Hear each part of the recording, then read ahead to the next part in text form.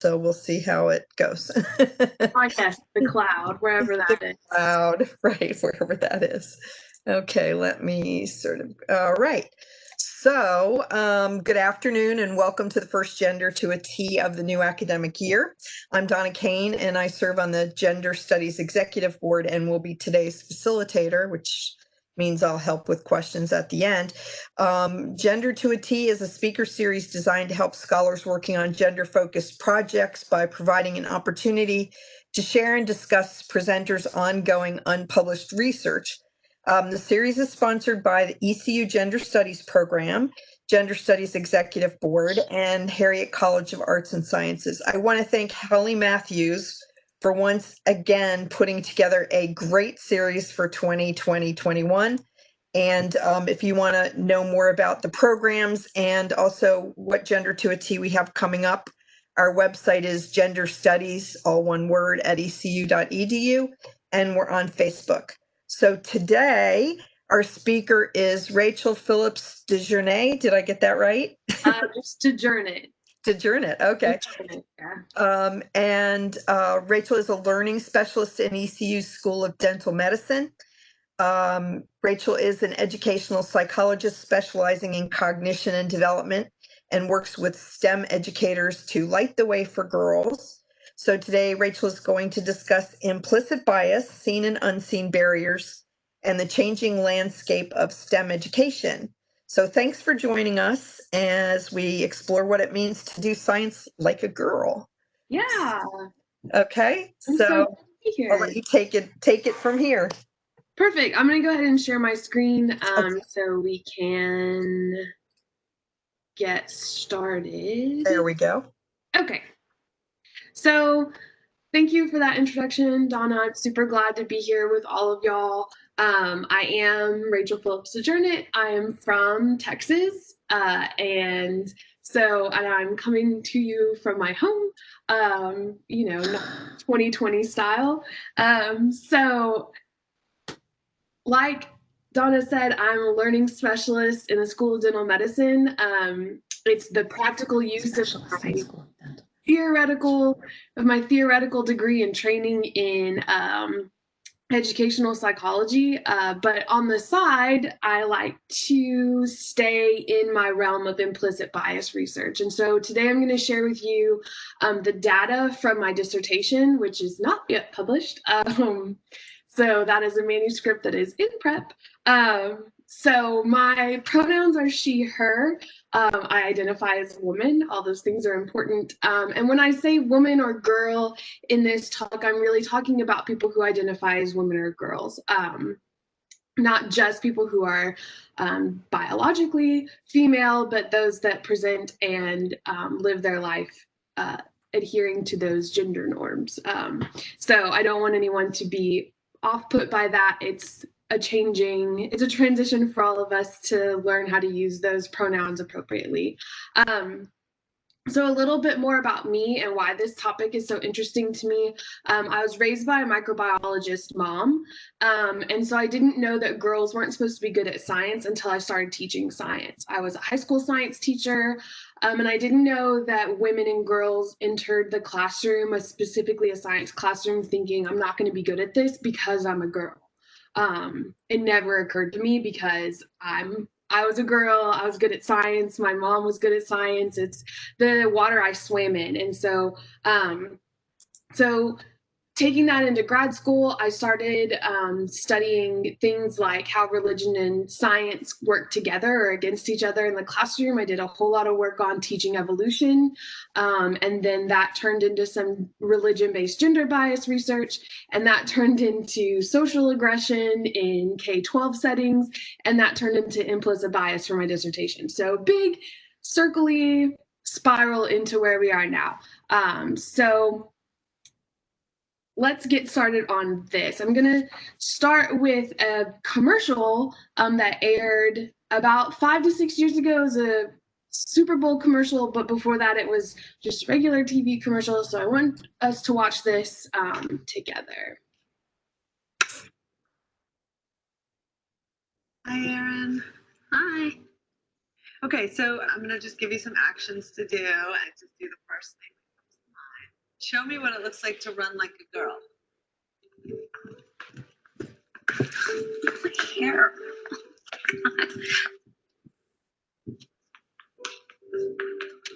Show me what it looks like to fight like a girl. Now throw like a girl. Aw. My name is Dakota, and I'm 10 years old. Show me what it looks like to run like a girl. Throw like a girl. Fight like a girl. What does it mean to you when I say run like a girl? It means run fast as you can. So do you think you just insulted your sister? No. I mean, yeah, insulted girls, but not my sister. Is like a girl a good thing? Actually, I don't know if it's a bad thing or a good thing. Sounds like a bad thing. Sounds like you're trying to humiliate someone. So when they're in that vulnerable time between 10 and 12, how do you think it affects them when somebody uses like a girl as an insult? I think it definitely drops their self-confidence and really puts them down because during that time, they're already trying to figure themselves out. And when somebody says you hit like a girl, it's like, well, what does that mean? Because they think they're a strong person. It's kind of like telling them that they're weak and they're not as good as them. And what advice do you have to young girls who are told they run like a girl, kick like a girl, hit like a girl, swim like a girl? Keep doing it because it's working. Somebody else says that running like a girl or kicking like a girl or shooting like a girl is something you shouldn't be doing. That's their problem, because if you're still scoring and you're still getting to the ball on time, you're still being first, you're doing it right. Doesn't matter what they say. I mean, yes, I kick like a girl and I swim like a girl and I walk like a girl and I wake up in the morning like a girl because I am a girl. And that is not something that I should be ashamed of. So I'm going to do it anyway. That's what they should do. If I asked you to run like a girl now, would you do it differently? I would run like myself. Would you like a chance to redo it?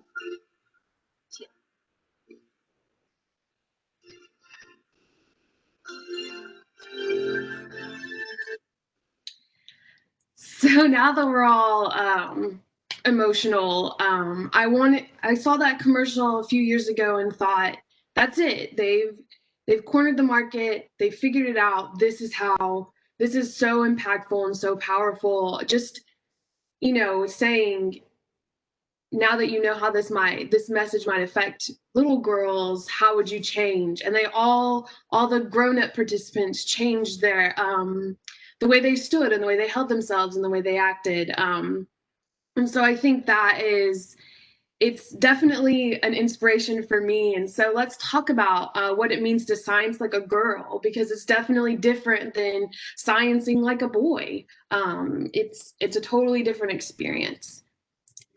So more than a few years ago, David Way Chambers designed the Draw a Scientist test to examine children's conceptions of scientists. Now, you've already been primed to think about women scientists, but if I just told you to close your eyes and imagine a scientist, I'm willing to bet that you probably wouldn't imagine a girl. In 1983, less than 1% of the 5,000 participants drew a woman scientist. In 2009, still only about a third of the children drew a woman scientist. And a couple years ago, when I asked a group of mostly women science teachers to do this, most of them drew men and mostly Einstein. And so that is something that is ingrained in us, right? We've been socialized to think, oh, Einstein, that crazy mad scientist dude, is what scientists look like. And we know there's women scientists in this group. I'm a woman scientist. My mom's a woman scientist. And still my first inclination is to draw Einstein or someone who looks like him.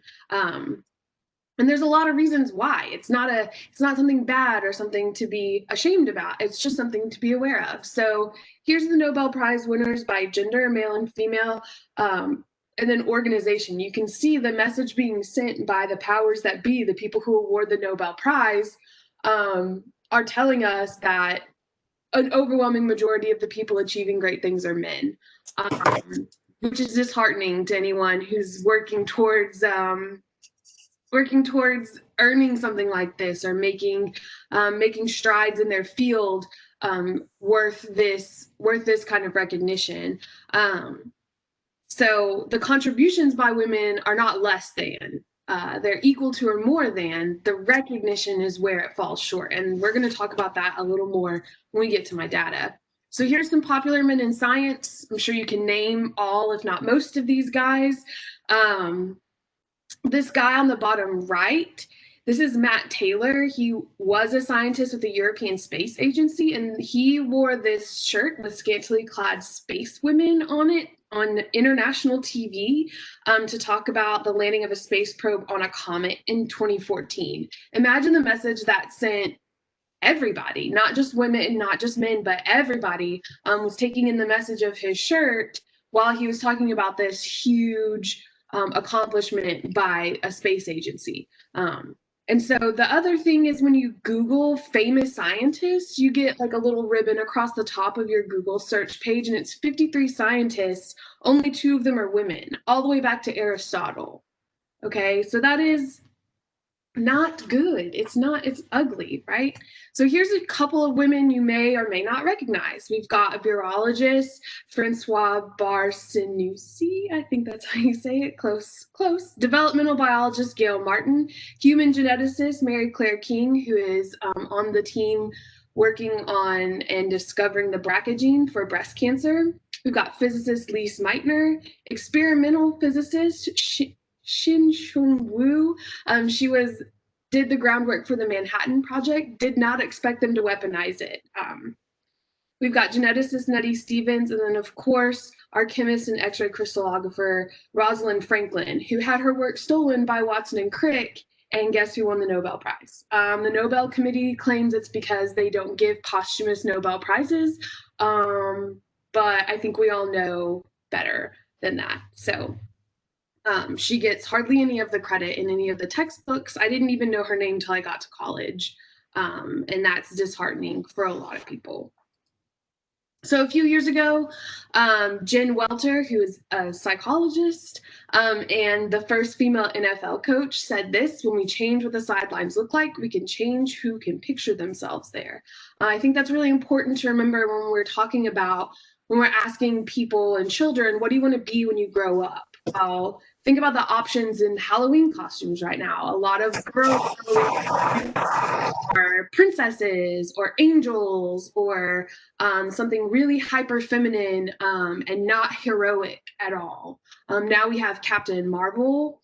We have, the Avengers. The women are coming out a little more. They're being featured a little more dominantly in Black Panther. The warriors were women, which was really good message.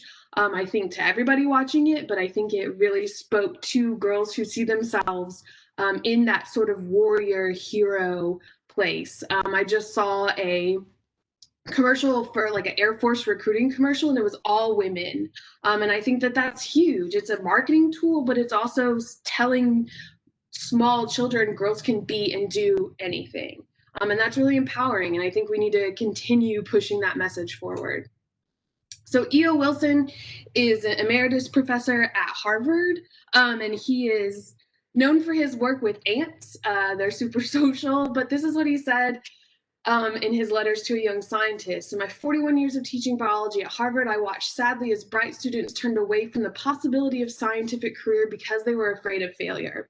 And I think that when we think about, when people who are trained like me, educational psychologists, think about learning, or when we create rules about things, we often think about success and failure and how we attribute it to ourselves or the people around us, or what we look for the why. Why did I fail this? Why was I successful at this? And so that comes out in attribution theory.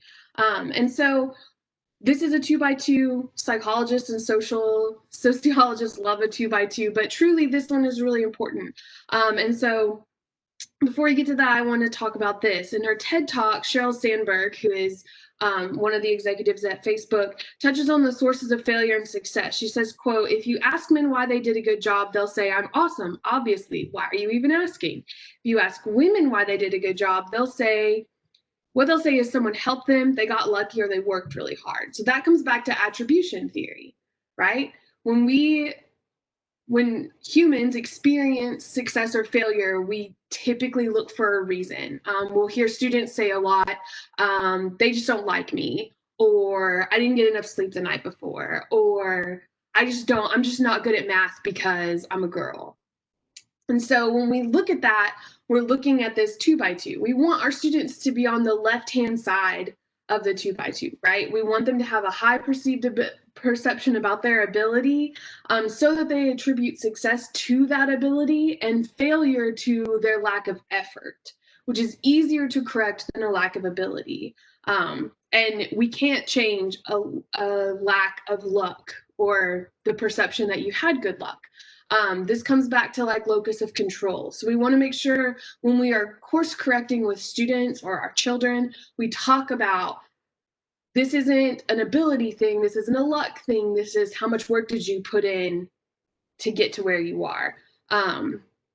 So we want them to have that growth. And so typically what we're looking at here are socialized differences, not biological differences. Sheryl Sandberg was talking indirectly about the gender differences in attribution. And again, it's not about biology, it's about socialization. How are you socialized into that role? And how are you socialized into thanking people or accepting compliments? It's very, very different. So men overwhelmingly attribute their success to themselves, which is typically correct. And women typically attribute it to external factors. I had so much help. I had all these people. Let me thank my team. That's not something we hear a lot from men. And so this is the opposite is true for failure. Women tend to take on failure as a personal thing, something that they could have changed. They rarely say, oh, my team didn't work together, or I didn't have the right support. And the opposite is true for men. So when we think about the classroom, girls typically are told, go back to your desk and try again. And boys are told, come sit next to me and we'll work through it together. And I'm not saying this because I want it to be true. It's because I've witnessed it with my own eyes. So anecdotal, and also there's research to back this. And boys are diagnosed with learning disabilities way earlier and way more often than girls are, because we have that perception that girls mature faster or they develop faster. Really, we're looking at how we're socializing our thoughts into children. How are we watching? What are our expectations for them as they develop? So exist. So a study was done with engineering majors in their introductory calculus class. When women received less than A's, they changed their major to something not required calculus. Men received the same grades, they continued in their engineering program. And I think we see this a lot when we're applying for jobs. The research says that men will apply for jobs they're marginally qualified for, or they're like 7 out of 10 on the requirements, and women will typically apply for jobs that they are exactly qualified for. So if they're missing the requirements, they don't even apply. And that's something that, as a researcher, as someone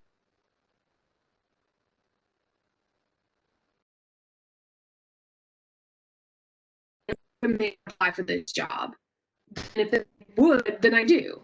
That's important as you're moving through your career, especially if you're early career. So there's research showing that girls have closed the achievement gap in math and science in K-12. They're either meeting or exceeding the standards basically set by the boys in their classes. But as my data shows, they already know, and their teachers know, that they're going to have to do a lot more than be academically exceptional to succeed. So at the post-secondary level, men are 3 times more likely to be called on than women by professors who are both men and women in their physical science classes. And I saw this happen in real life. My office in grad school was across the hall from a teacher prep course, and each of the teachers had to give a lesson. One of the women gave a lesson and only called on the 3 men in her class out of like 20 to 30 people in the class. She only called on the 3. And when I asked her about it afterwards, because, you know, it's my thing, she said she didn't even notice that she only called on men. And I asked her, did the women have their hands up? And she said, yes. And I said, okay, so, you know, I feel bad, but maybe think about this next time. So by sophomore year of college, the average gifted woman's estimate of her own intelligence is lower than when she graduated from high school. That means after 2 years of post-secondary education, they feel less smart than they did when they graduated. That's not okay. In 2014, a study found that together in high secondary school, these characteristics account for 82% of the gender gap, interest, support, class choice, right? In bachelor's degree attainment. So that's huge, right? And then in college, those same things only account for 18% of the gender gap. So that's a huge change. That's good, but it could be better. So let's talk about, so this is my dissertation study. I based it on research done by Moss Raskusin and her colleagues. And so I did basically what they did. I presented participants with a duplicated vignette describing Jennifer and Jason with their proper pronouns. They were exactly the same. Everything was exactly the same except for the names. And then I asked the participants to evaluate the students' competence, potential, predict their final grades, EOC, which is end of course, which I think in North Carolina they call EOGs, class rank at graduation, graduation path, because in Texas they have, they can specialize in high school, so they go like business and industry, STEM, humanities, things like that. The highest level of graduation or education, and then compare their achievement to their male-female peers. And then I also measured participants' explicit and implicit endorsement of gender stereotypes and mindsets. So I asked them the social dominance survey, I gave them the Women in Science survey, and then I asked on Carol Dweck's work. But that's not what this talk is about. So here are my results. So the only difference I found, so they ranked Jennifer and Jason the same, statistically the same, and almost exactly the same on all of the things I asked them about, except for graduation class rank. So remember, 1 would be the valedictorian, and they were in a class of 100. And so Jennifer was ranked to graduate about 37, and Jason was ranked to graduate about 24. And so this was the only thing that had a significant difference. And what this tells me and my committee was that while boys and girls are expected to achieve the same all the way through their education and in high school, the outcome is better for the boy. And I think that that really hits home for a lot of women who have competed against men for class rank, for scholarships, for jobs.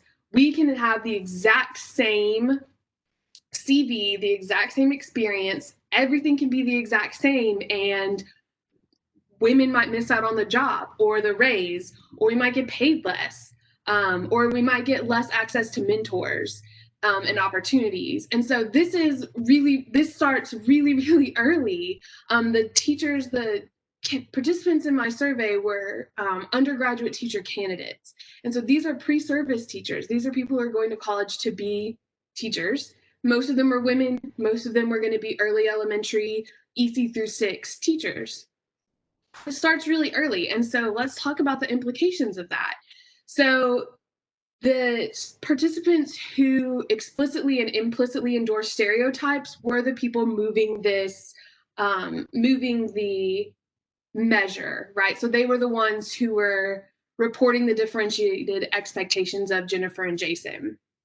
We know that stereotypes are internalized around age 8. That's 2nd grade.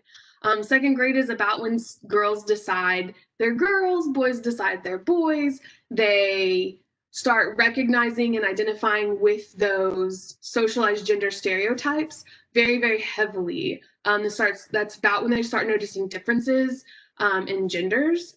And so, knowing that a large majority of my participants were looking to become elementary school teachers, intervention was an urgent goal. This was alarming to me that they held these stereotypes that they probably don't even know about, right? That's what implicit means. We don't know they're there. So there is research that tells us that when teachers identify or exhibit stereotype-based behavior, they also treat their students differently. And then the students become people who perform stereotype confirming behaviors. And so people meet the expectations you set for them, including students. And so when you're really small and the expectation is thus, you meet it. And sometimes that stereotype confirming behavior becomes what people look for. And so you give it to them. And then you internalize that stereotype, and that's what you expect out of yourself as well. That's a lot for a little kid to think about, but it's there. The good thing is most of my participants indicated that they had a growth mindset, not that they told me they had a growth mindset, but their measurements told me that they did, which means that they were an excellent place for intervention. We know from prior research that undergraduate candidate teachers' beliefs are malleable, which is really, really great. And so that kind of creates a moment for intervention. So, why does this matter so much? First, does anyone ever ask this about research focused on boys and men? I've never heard them ask, but I'm sure they don't. This is important. Warren Buffett, who is super successful, says that he's successful because he only had to compete with half of the population. When someone asked him about why he was successful, he was talking about women were missing from his field. And he knows and has said multiple times that that's why he's been so successful. So when we keep women out of certain professions, we're missing out on the benefits of their human capital, which is like an idea that we all have value and worth to add to the human experience. But when we keep women out, we're keeping them away from being able to contribute in that way. So it is my goal to increase the number of girls who choose careers in STEM, more specifically science, because that's the letter in STEM that I'm involved in. There's a ton of work being done in math, lots and lots of work being done in math. So my focus is on the S, science. So if we think about the US industrial complex during and following World War II, women stepped in to take over fields that were typically dominated by men. And then when the men returned, the women were pushed back out and back into the house. So who did that serve? And why would that have happened? And I think anybody who lived that or had parents who lived that knows the answer. So what's stopping girls from choosing STEM? So we know barriers exist, so now we have to identify them. The chilly environment towards intellectual women on college campuses, a shortage of appropriate mentors, those kind of go together. So student evaluation of female professors, I pulled some evaluations off of Rate My Professor. Female professors were consistently called cold, aggressive, inflexible, condescending, doesn't have a heart, annoying tone, drama queen, attitude problem. And male professors were called challenging, difficult, grumpy, crass, arrogant, quite a character, and parsimonious. Now, those are two totally different sets of expectations. No one would ever expect, most people, I guess I shouldn't say no one, would ever expect a male professor to have a heart. So why would we expect a female professor to have one? Female leadership is low across departments, across academia. I came from a college of education. I had 2 female professors the entire time I was in graduate school.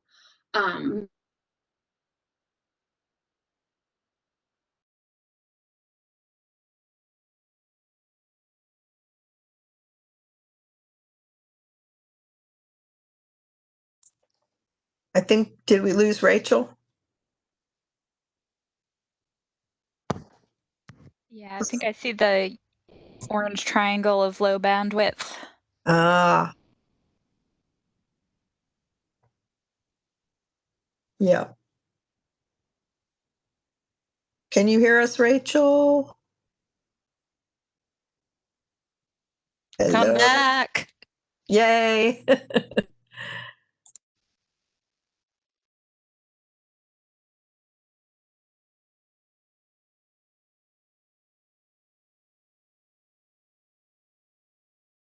And spoons and ice. And the women were expected to create some sort of fancy dish. Now, I was in Texas, but y'all live in the South as well. So you understand that kind of gender socialization. And then a lack of flexibility in schedules to accommodate life events. We know the research tells us that when women have a child, their career takes a hit. When men have a career and their wife has a child or their partner has a child, their career gets a boost. People typically do not ask men how they're now that they have a baby or that they have a child. We're seeing now that in families where there's a mom and a dad, the mom is typically, even if she has a full-time job, is taking on a lot more childcare right now and a bigger part of the education, and that's what the expectation is. And so we have to think about that, and thinking about women who don't have a partner, those things are really difficult. Okay, so why is it hard to spark change? In 2015, there was a study on hostility towards female gamers. And these are some quotes that came out of that study. Female-initiated disruption of a male hierarchy incites hostile behavior from poor-performing males who stand to lose the most status. I think this is speaking to all of us very loud in our current environment. And then the next one, female-directed hostility primarily originates from low-status, poor-performing males. And so my question is, why would you work to dismantle a hierarchy that serves you? You wouldn't. It goes against our innate properties as social creatures who live in a hierarchical community. You want to think, but it's different in the academy. Gender intersects with race in higher education. 86% are white, while only 7% are Black, 2% are Asian, and 3% are Latinx. Less than a third of college or university presidents have been women, and the majority of those have been white. Academia is what we see every day. But like when I did not know girls struggled with science because they identified as girls, and they thought that was part of their identity, it might not be something you see or understand. My advisor was an African-American man, and he told me he did not know he was Black until he went to college, because he went to a PWI, predominantly white institute. He was not aware of his Blackness until he was not around people who shared that characteristic with him. So that is something that we don't see until we're forced to see it a lot. And that's the thing with implicit bias, is it's not something that's readily available to our cognitive brain. So not surprisingly, among faculty members, white men make up the largest number of people in senior positions. This is not news to anybody here. And in recent years, white women have made significantly more gains than women of color. Again, not news to anybody here, but it is important to point out. Oh, I went the wrong way. Okay, so cues from social media. All I did was type in girls science, women's science, and this is what showed up on Twitter. All kinds of things about how women are great at a lot of stuff, but men are better at science, and science says that women are bad at everything. Imagine if you're 12 and seeing these messages. This movie proves that girls are just bad at science and stuff. Feminists are bad at science because they're usually women. Huh. Okay. Women's brains, good at children and instinct, bad at science stuff like fracking. I think there may be a blog in this. Well, Leo, I don't think there is. My mom was a chemist for an oil company, because we're from Texas, for the first part of her career.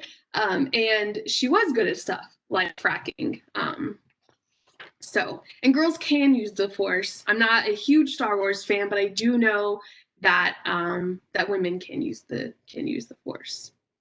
So here is a long message from Taylor Gunn, who put this out there, and so I'm not going to protect his identity because I don't know him, so he needs to own this statement. There's nothing preventing someone who wants to go into a specific job field from putting in the hard work to become that, including women going into STEM fields. The reason there aren't more women in STEM fields comes down to the personal choices made by those women, including whether or not they want to put their career on hold to have children. And if an employer hires a man over a woman based on the fact that she's planning to have a child and also taking maternity leave, that isn't sexism, it's a business. I don't buy the idea that women are discouraged and mocked for wanting to do maths or science. At the end of the day, you're worth the work you put in regardless of your gender, race, etc. So the second thing he says, I don't buy the idea that women are discouraged and mocked, negates everything he just did, which was discourage and mock women. When you ask a candidate for a job what their 5-year plans are, men hear, what's your 5-year goal for this career?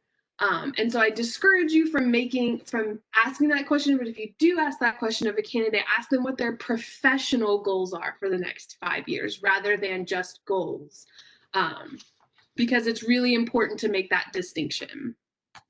So what can we do? So, every good article or good research comes with a charge at the end. So increase the use of bias training in faculty and student onboarding. And so we've seen this a little bit at ECU. There's been an uptick in the bias training offered. I don't know if it's been mandatory for anybody, but I do know that it is offered. More protections for whistleblowers. There are legal protections, but are there actual protections? And what does it mean to be a whistleblower? And how can we support people who are seeing things we're not seeing? Because that kind of feedback is really difficult.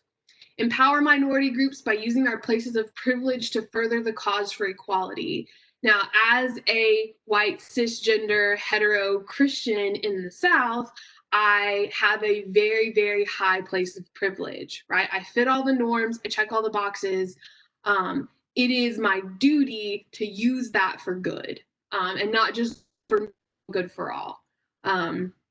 And then this is the one that's the hardest and that I get the most pushback on from people who are seeking tenure or approved tenure, is to turn the service arm of tenure into service to our constituents rather than service to an institute. Now, the program I was raised in grad school, we had to do lots of stakeholder research. And so we partnered with people in our community, teachers, administrators, community service people, to perform research and do interventions and create things that were going to continue when we were gone. And it was much more fulfilling personally, and also gave me a better idea of how to do research that serves something other than my CV. It also served my CV. However, it served the people that I was working with more. I had a professor tell me, don't ask participants to give more than they get. So if you're asking participants to take this 200 question survey, there needs to be some sort of payoff at the end, not necessarily an Amazon gift card, but something like, and now we're going to do a workshop to talk about this. And now we're going to make some plans for how you're going to develop this skill in the people around you.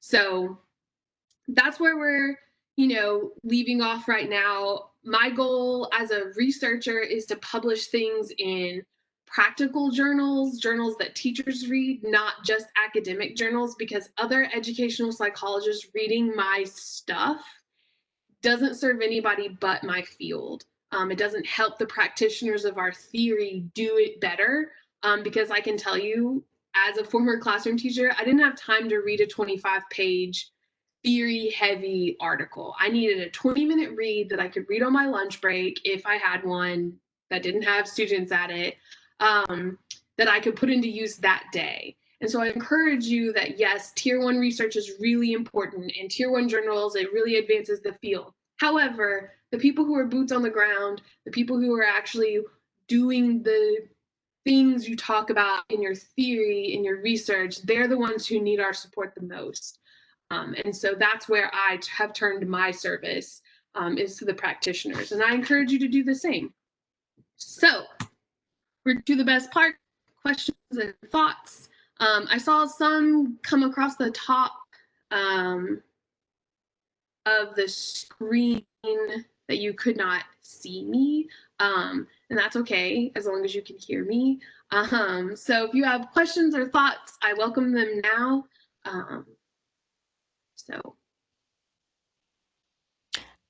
I have a couple of questions. Sure.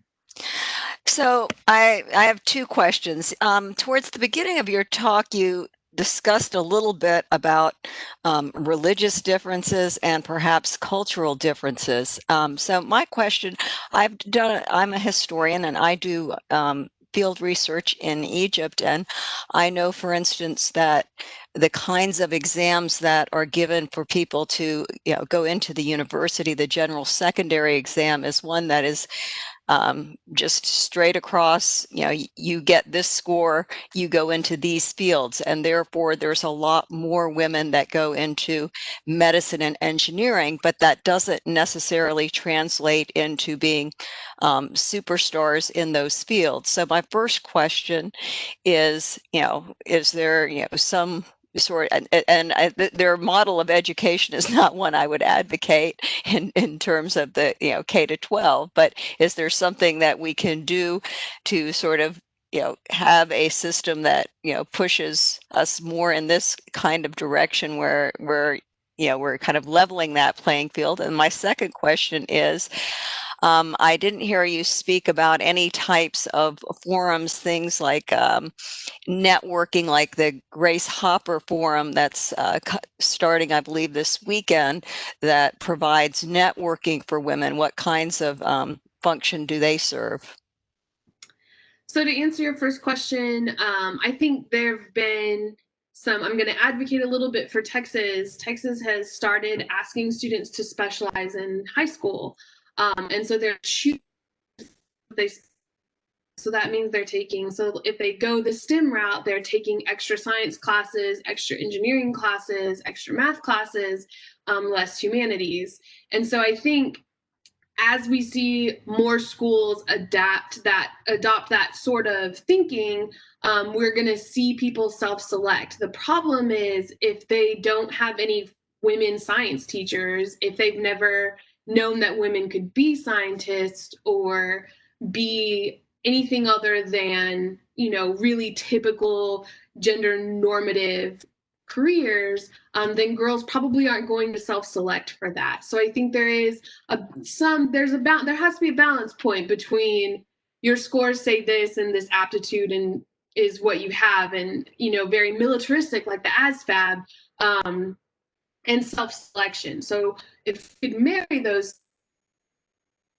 aptitude would be a perfect situation. Those tests are expensive, the administration is expensive, and we need to make sure they're written so they don't select for white middle class males, like the SAT, like the typical IQ test does. All of those things, we need to make sure they have to do some rewriting, and it would be nice for women to be included in that rewrite. Now, for the networking thing, I think it is really important for women to network with women. However, I think it's really important to women to network with everybody. I think breaking into boys' clubs is really difficult and sometimes very dangerous for women, both professionally and personally, because they might come off as a threat, or they might perceive threats or feel very unsafe. And so, yes, reaching out to the women in your network is really important, in joining women's groups, the program like Bridges that the UNC system has, Grace Hopper, all of those things are really, really important. They're also really important that we are not exclusive in those. And so sometimes people see women's network and think, oh, it's just going to be a bunch of girls doing girl stuff, even as a woman, and there's not going to be anybody there with any power, which is very stereotypical and very implicitly, it's innate to us to think I'm not going to have an opportunity for advancement because it's going to be people who aren't in a position of power. And so I think having those networks are really important. However, I think making all networks more inclusive would be more effective and more important.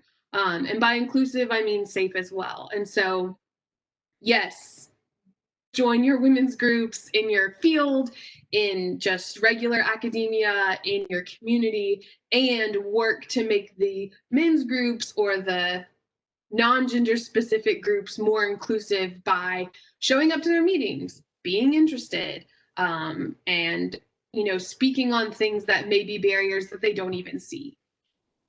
Hi, this is George Bailey. I have a question. Sure.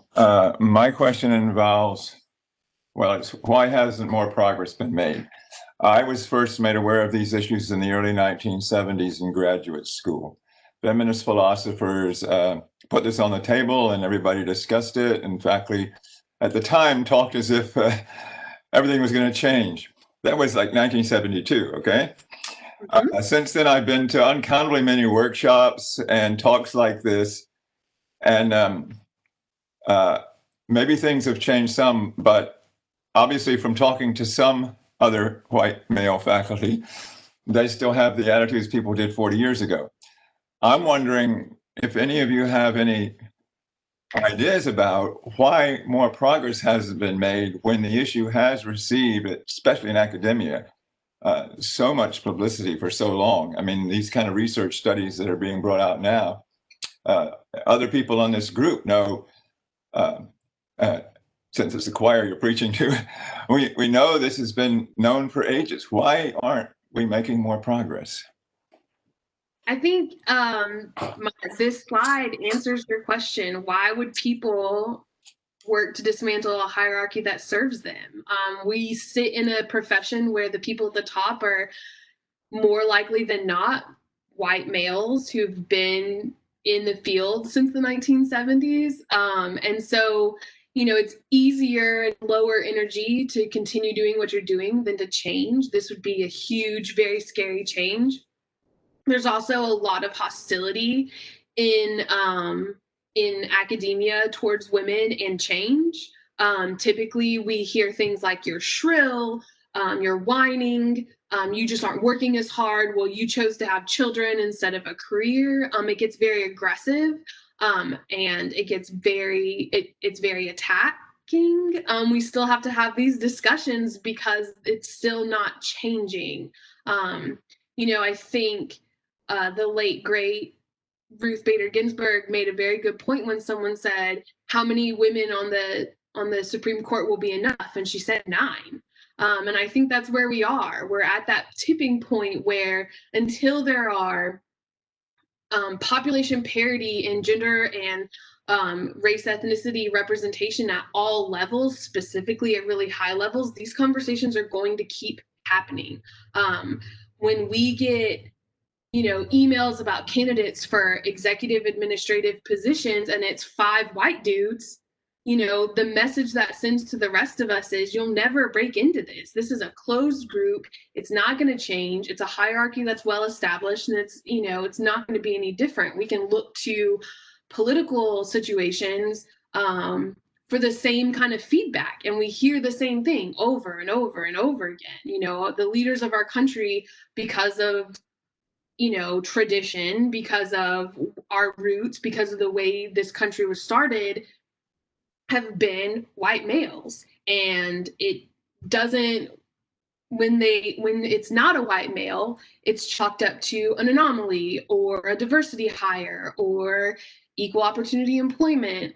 People work to, instead of saying because they're qualified, they work to find a reason that that disregards people's quality or their work to earn that position. And so I think until we get allies, which is, the charge in my last slide, until we use our positions of power to push forward the message that someone other than someone who looks like me needs this job, until we have, chancellors and presidents and a board of governors that says we want women at the top or we want people of color at the top, it's not going to matter until the people who have privilege step aside and push forward candidates who don't look like them, nothing's going to change. And that's kind of where we are, unfortunately, and it is painful for all of us.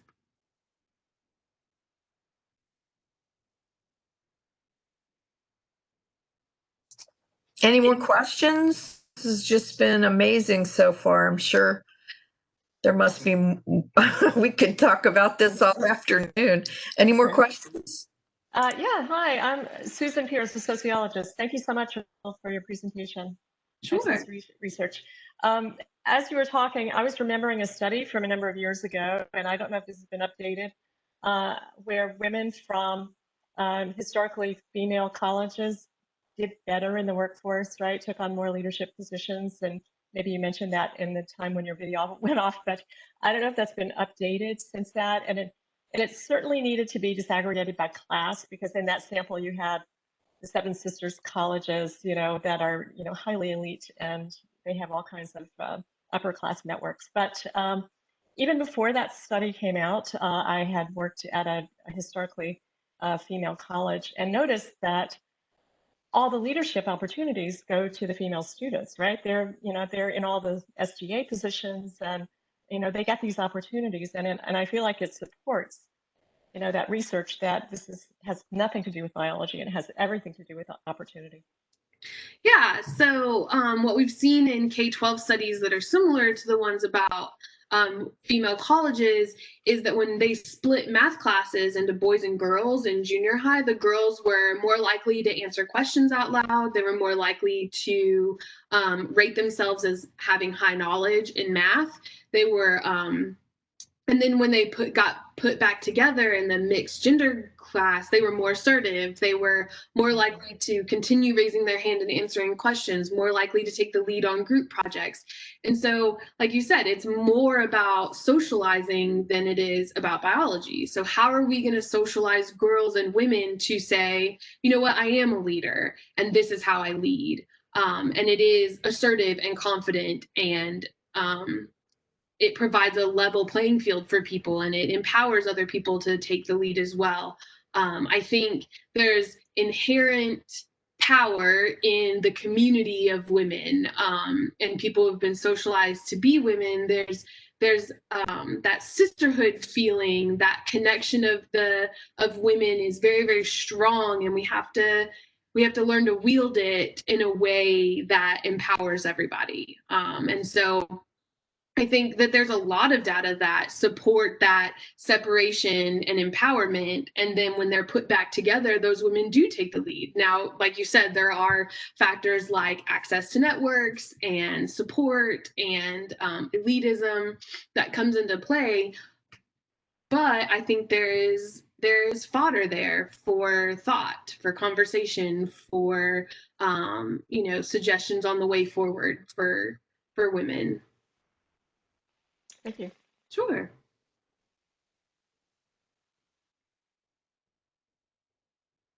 I was just gonna, I know a lot of us have to take off right here to get to 1 o'clock meetings elsewhere on the internet, but could you show your email address if we wanted to follow up with you that way? Yeah, that is, here we go. So I'm also on Twitter, STEM Like a Girl. I know that's surprising, but Perfect. Yeah, and I joined 500 Women Scientists, and I encourage you to do the same. It's way more than 500 now. It encourages and gives us an opportunity to push each other's research forward. And Skype with a Scientist is also a good thing to reach out to elementary school kids or people at all levels. You just sign up, and people who are looking for someone in your field to come talk to you, come talk to their group, contact you. I spoke to pre-K through second graders at the end of the spring semester last year, and it was really, really wonderful. They asked me, how come you're a scientist and a girl? So that was fun. That was a good answer to give, and it was a good conversation with very, very small kids. And so I encourage you to be part of those networks. Like we were talking about, it's one of those, networking opportunities that we need to keep each other in the loop on. So feel via email or on Twitter. Either one works for me. And thank you so much for this opportunity. It was a wonderful talk. I had an absolute wonderful time with y'all today. Thank you for being so easy to share my dissertation research with. It's very scary. The last time I talked about it was my defense. So it's been a little bit. So thank you very much. I had a wonderful time. Thanks for the good questions and conversation. Thank you, Rachel. And we have more coming up. So hopefully people will be able to come to some of the other talks. Thank you again so much. We look forward to hearing more about how this goes for you. Thanks, Thank guys. you. Thank you.